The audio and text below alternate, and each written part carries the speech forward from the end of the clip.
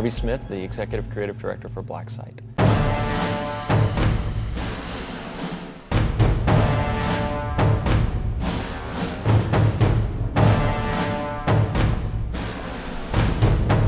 First-person shooter is in some ways, a moving camera going through the world.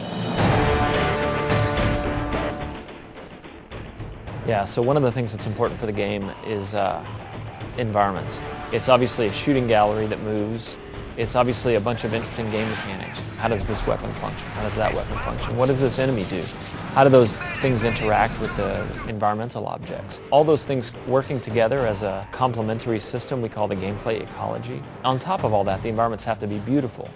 And so Pete Franco is our art director and Brian Hagan is our lead concept guy, and they're constantly working with me as the executive creative director to get right the tone, the mood, the feel of the environment, the vibe, if you will.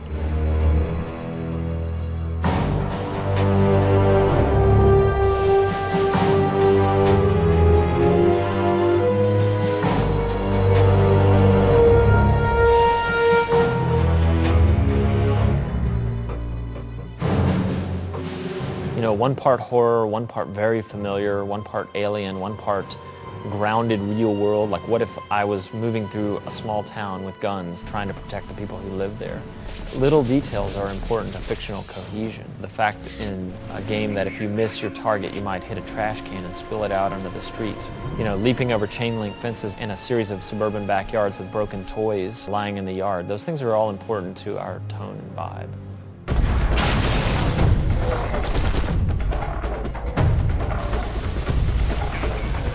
One of the things we're really trying to do is leverage the interesting work that the Stranglehold team has done with destructible environments.